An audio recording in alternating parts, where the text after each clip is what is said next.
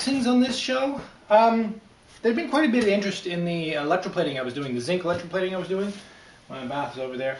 It was going great, really was going great, but I was having a bit of difficulty regulating the current. I think I might have mentioned you need to manage the current that flows into the anode and the cathode so that the plating happens at the correct pace. If you go too fast, it foams up and you get a very stippled, not a very high quality plating. In fact, I've just done some plating, and I don't know if you can see that. The texture is quite rough. There's lots of zinc on there, and it's not going to rust, but you know, it's not very pretty. And it made me think, you know, let's raise the bar on this a little bit. What I need is a proper regulated power supply. A power supply that, regardless of the load on it, it only allows a certain level of current. And you can preset that, and you're off to the races. Well, I got one. I got it from the same outfit I bought the plating gear from. Fortunately, Caswell, the plating supply, or microplating, I think they call it, now has a Canadian distribution, and so I was able to get it from Canada. I mean, I probably effectively paid the same price, but I just made it a little simpler, and I certainly got it a lot quicker. So what this is a regulated power supply, and now it's an unboxing. I've never seen this before. I've never done this. So let's whip this out of here. Your usual pile of popcorn. My receipt's in there somewhere as well. And this wasn't very expensive. It was only about $150.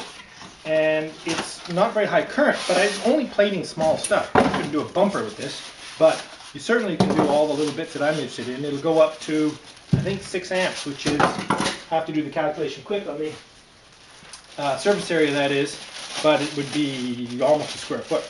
So I have a power cord. I don't know how unboxings go. Am I supposed to show everything? It's a power cord, and then there's, you know, the power leads with banana plugs. I haven't seen banana plugs since I was a kid. My father was an electronics technologist from a major university in Canada, and he used to bring home all the most lovely electronic gear. Stuff that looks just like this. Anyway, let's have a look here. How about that? Pretty straightforward. You plug it in. You can limit voltage. You can limit current. You can turn it on and off when you plug it in. There's nothing to it. We're going to have to try this thing out. I love it. Let's get going. See ya. So we got to set up. There's a little sweetie. So I'll show you what I'm plating. I'm plating the last of the brackets for the airbag mounts. Basically just a steel plate. So what I have to do is calculate the surface area. And I'm going to say that's about 6 square inches per side, total of 12 square inches. You need to calculate the current based on the surface area at 0.14 amps per square inch. So if it was 10 square inches, it would be 1.4 amps. It's a little more, another roughly 0.3 of an amp, roughly 1.7 amps. So that's pretty much what I got it set for. 1.69. I don't know if you can see that. Is there glare on that screen? If I move the camera down here or over here, I don't know if you can see it at all. I certainly can't see it in the viewfinder. So I can just adjust the current. If I turn the current up here, 1.7, 1.8 almost. I'll back off a little bit. 1.7 again. And just to confirm that that's actually what I'm getting, let's just take my multimeter and put it in amps mode. And switch it to DC. And see what it's sending. 1.8. Perfect. I like it. And that's just about as much foaming up as you get with the correct amount of plating. I've improved my plating setup. I put in a threaded rod for the cathode, or in other words the part you're plating, and I hung 2 anodes, in other words zinc plates, and connected them together in a wire around the outside so it's a little tidier, mainly so that I can put the cover on the thing, other than the heater, which is kind of in the way, so that I can put it away more tidily when I'm not using it. Anyway, leave that go about half an hour or so and we'll be in good shape. You can see, well, this one hasn't all that thick, but this wire has got quite a thick coating of zinc on it now because I've done so much plating. So we're still around 1.72. Perfect. I love plating. See ya. Alright, so this is really slick. My air tank's in place, 3-gallon aluminum, really nice tank. But it doesn't have a fitting on the bottom for a bleed off, so you can blow the condensation out of it. And I'm really glad, because I didn't want anything at the bottom to be catching anything. I want it nice and smooth. It came with 3 fittings. One at the back, which I'm going to use as the inlet, and it'll actually tee off and go to all the air systems. One right in here against the frame, which I've abandoned, I've plugged it, and one here. and I'm going to use this one for my drain off. Well, you say, well, that's no damn good. The tank will be half full and you won't be able to get any more water out of it. How about this? What I did, take a piece of copper tubing and a compression fitting for 3/8 tube to 1/2 inch pipe, and drill this out so that the copper tube can go straight through, and feed it in until you can feel it just touching the bottom. Let's straighten that out just a little bit. It's a little long. Right about there. Connect that up. Slide this against here. Very good. Set that up on a little bit of a clamp so that it doesn't go anywhere, and because the pipe is down in the bottom of the tank, this valve will bleed off the liquid in the very bottom. Now, another great thing about this is that when the water in the tank freezes in winter, it won't actually freeze inside the valve that might have been hanging off the bottom and break it. It's just a piece of copper tube hanging in it. And if I don't even bleed it all winter, it's an aluminum tank with a copper tube. It's not going to do any harm. In the spring, I'll just crawl under and I love it. See ya.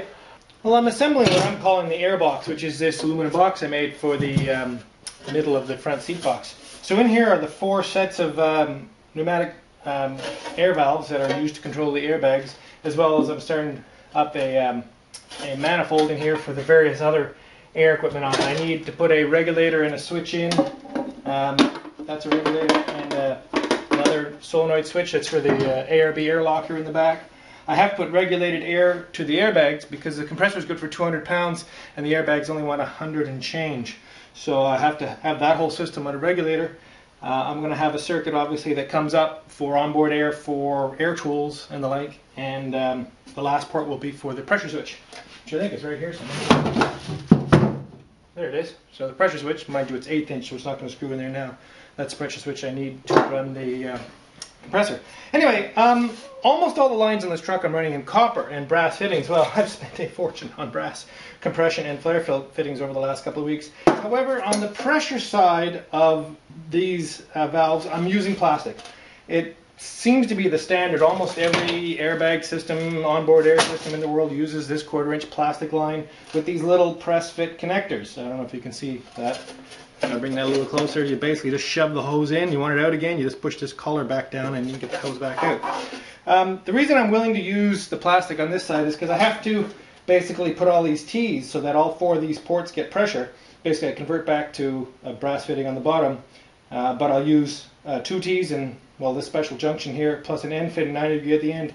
Neat thing about the plastic airline is that I can bend it quite tightly. If you try to bend it cold, you'll kink it, but if you heat it up a bit, just a bit now, there we go, and as you bend it, you make sure it's not kinked by sort of squeezing the sides of it. You bring it right around, end up with quite a nice, excellent, and I'll just trim it to fit.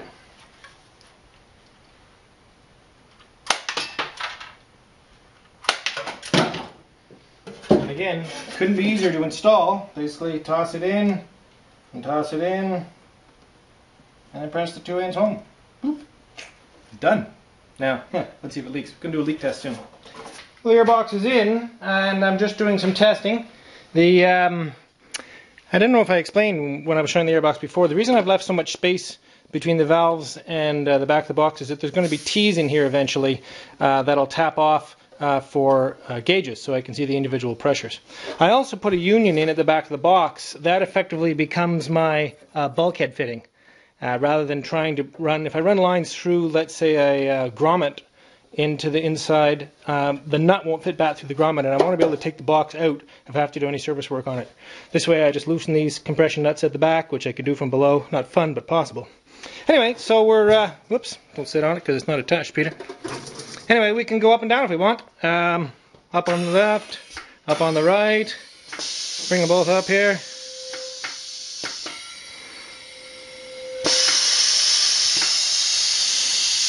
And down again.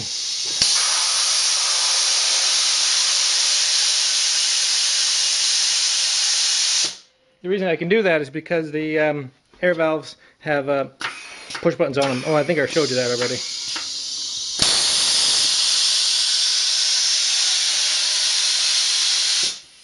So it's pretty cool.